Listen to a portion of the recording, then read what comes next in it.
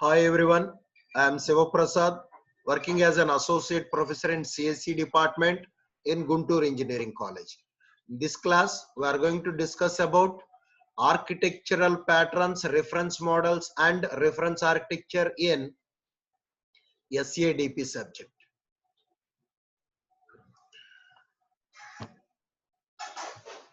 Architectural pattern. Architectural pattern is a general reusable solution to commonly occurring problems in software architecture. You know the word architecture. So generally in the civil engineering, we are using this word architecture. Generally architecture serves as a blueprint for the large constructions. The same word, whatever the word architectural we are using in civil department, can also use it in the software engineering. Generally in the civil department, in the civil constructions, so we use the word architecture for large constructions. In the same way, in the computer science engineering also, to construct a large software, we use the word architecture. The person who is architecturing is called as architect.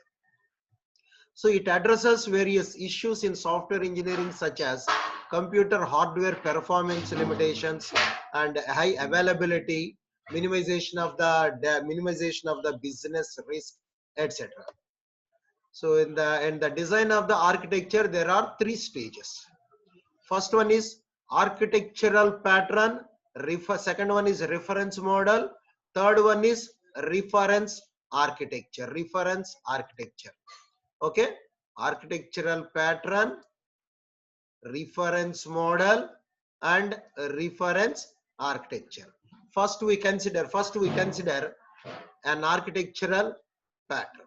In the architectural pattern, the architectural pattern defines the elements in the system and what are the elements of the system and how they are connected with each other, and on what basis they communicate with each other. For example, if you consider client server architecture, in the client server architecture, client is one element and server is another element. In this case, client in the sense it need not to be a single client.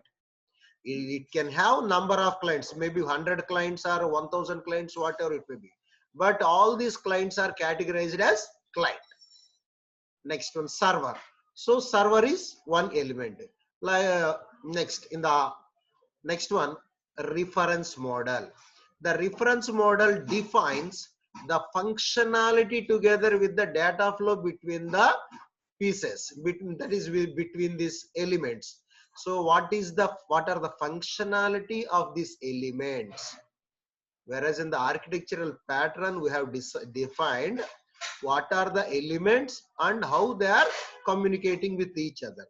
Whereas in the reference model, what are the elements and what are their functionality, what are their responsibility, what are their tasks, all those things will be defined in the reference model.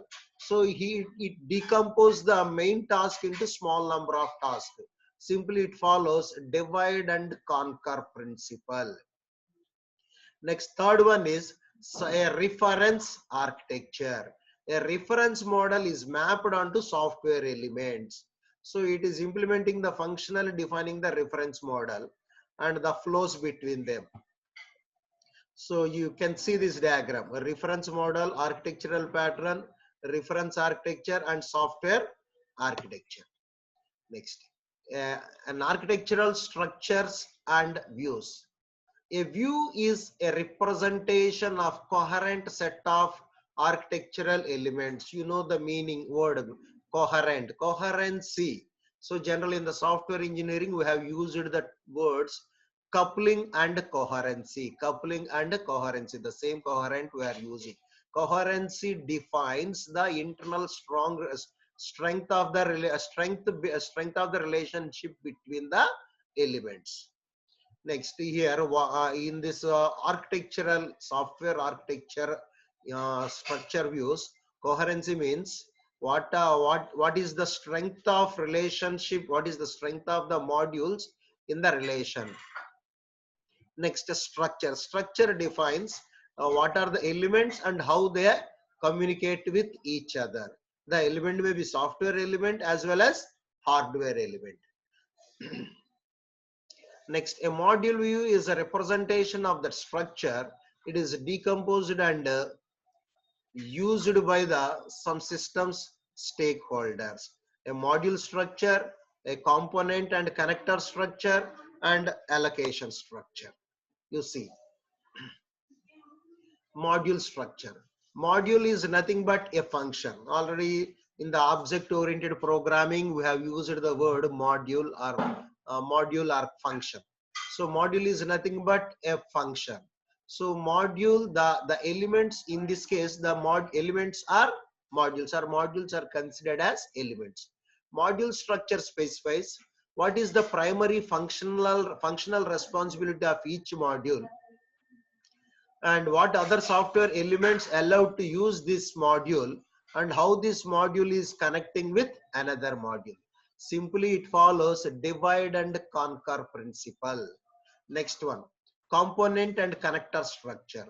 In this, the elements are runtime components and connectors. It defines how do they interact with each other, how one module is interacting with another module, because in the software architecture, software is a combination of modules. We cannot develop the software with a single program. So we write a number of modules to solve different problems and integrate all these modules together to handle the overall solution. It is like a divide and conquer principle.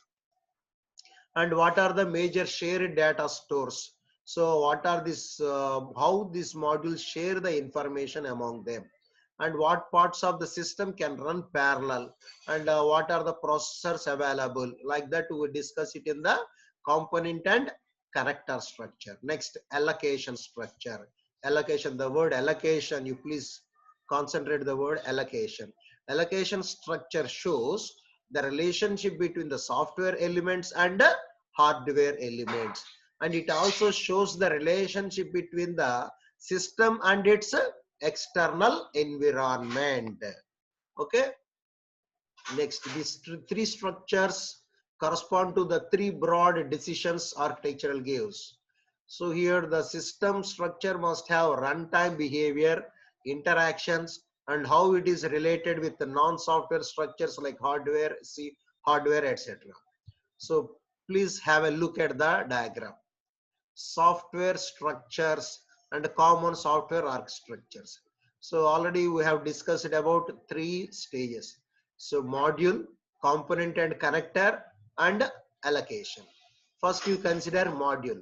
Module is divided into three main groups: decomposition, uses, layered, and classes. In the same way, component and connector is divided into four groups: client server, concurrency, process, shared data. In the same way, allocation, work assignment, deployment, and implementation. Now we discuss about these three structures in elaborated manner. First, you see component and connector. Component and connector. The structure has the subparts: process, communicating, concurrency, shared data, repository, client server. First, use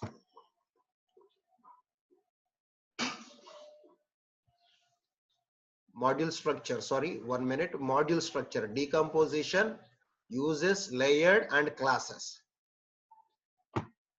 Now you consider module.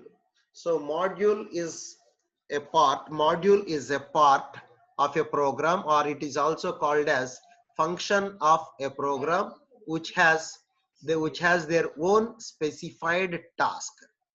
Now have a look at the diagram. Decomposition.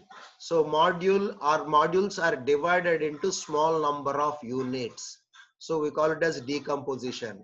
Every function, every module is having their own responsibility.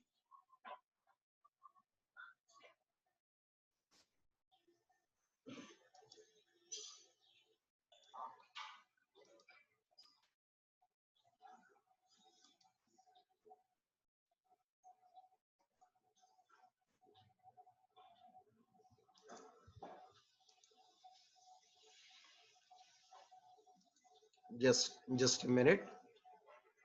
So decomposition.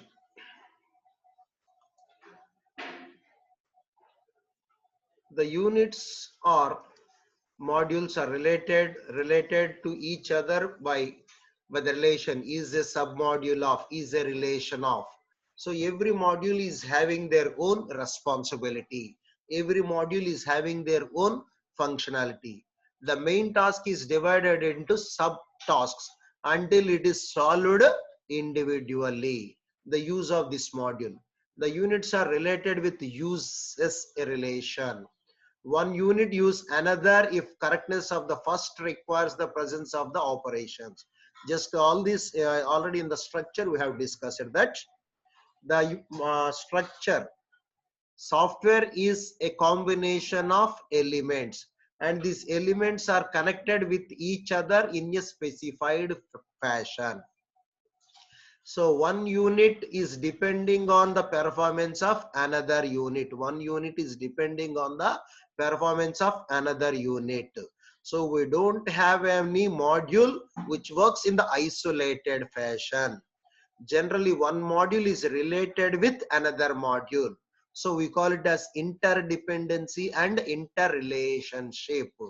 So if you have a module which is unable to interact with any other module, then it will not have any use. Modules which are in the isolated fashion are not useful for the software. So definitely all these modules are interconnected and interrelated with each other, but the connectivity and interrelationship depends upon the system requirements. Sure. Next, layered model. So the software is developed in the layered fashion, one layer on top of another layer. So now in the olden days, people used to have one layer architecture. That means the front end, back end, and middleware, all those things comes under in the single layer. But after that, they want to have little bit enhancement. So they have developed a two-layer model, front end and back end model. Next, they have not satisfied with these two layers. They have developed three layered. Nowadays, you are listening the word front end, back end, middleware. But that is also not satisfied due to the development of internet technologies. The same application is to work on variety of platforms, variety of hardwares, variety of softwares. So for that, they are not maintaining different types of data. The same data, same application has to work on heterogeneous environment. For example, you consider your banking application. For example, you say SBI banking, internet banking. So that SBI bank, you can open it on your Windows laptop or your Windows desktop system or MacBook or in your mobile, or else you can access the same database in the ATM machine or in the Apple iPhone mobiles, tabs, different devices. That information database is same, but the people are able to access it from heterogeneous architectures, heterogeneous platforms, different operating systems, and from different hardware systems. That is achieved through the n layers. So n layer architecture helps in the platform independency. Nowadays, with the internet technology development, majority of the softwares are developed in the n layer fashion. Next, their goals and generalizations. So that modules units in the structure are called classes.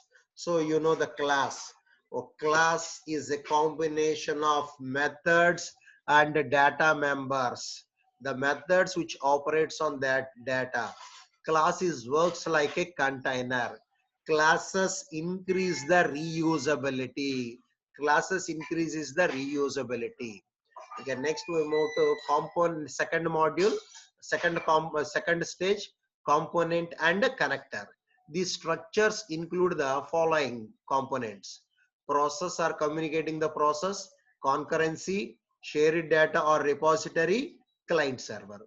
First, we discuss about process or communicating process. It is an orthogonal to the module based structure and it deals with the dynamic aspect of running the system. The units that are process are threads that are connected with each other by communication. So it uses synchronizations and or exclusion operations. Simply what are the process and how they communicate with each other. Next, concurrency. So you know the meaning of the word concurrency, the ability to execute two or more tasks simultaneously is called as concurrency. So in this connectors are logical threads. In this connectors are logical thread. This just a minute.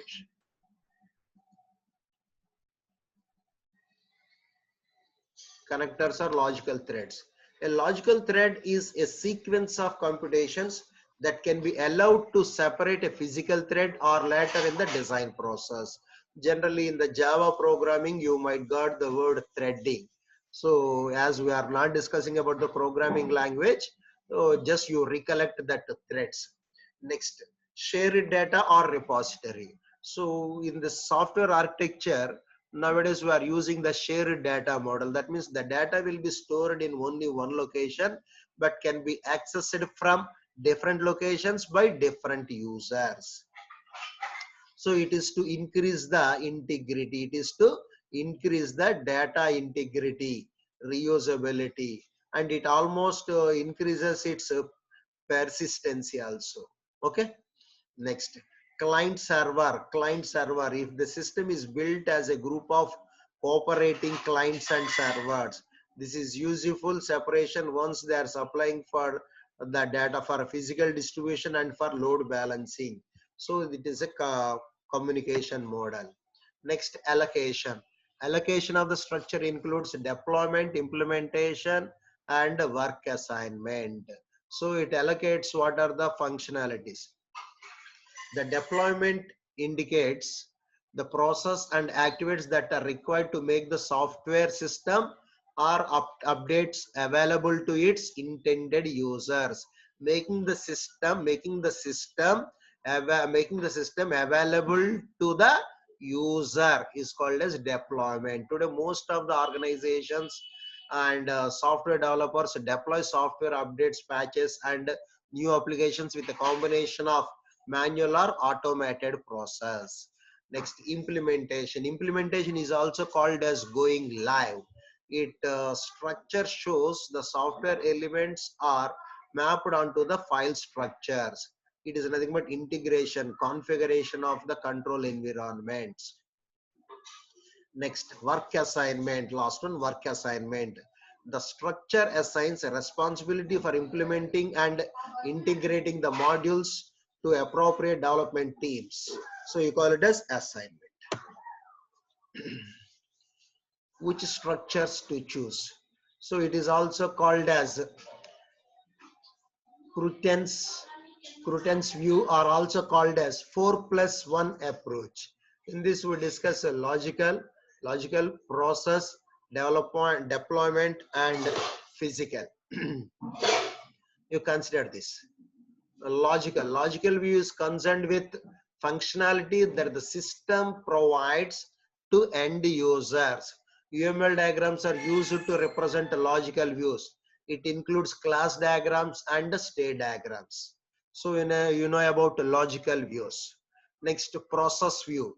It deals with the dynamic aspects of the system and explain process and how they communicate and focus the runtime behavior of the system. It uses sequence diagrams, communication diagrams, and activity diagrams. Development view. It illustrates the system from the programmer's perspective and is concerned with the software management. The UML component diagrams to describe the components. You know about component diagrams. Almost you have studied it in the UML and DP. Unified markup and unified UML and DP. Unified markup language and design pattern. Next, physical view. So physical view depicts from the systems engineer point of view. We use deployment diagrams, scenarios. A description of the architecture is illustrated using small set of use cases. We use use case views. That's all. Thank you.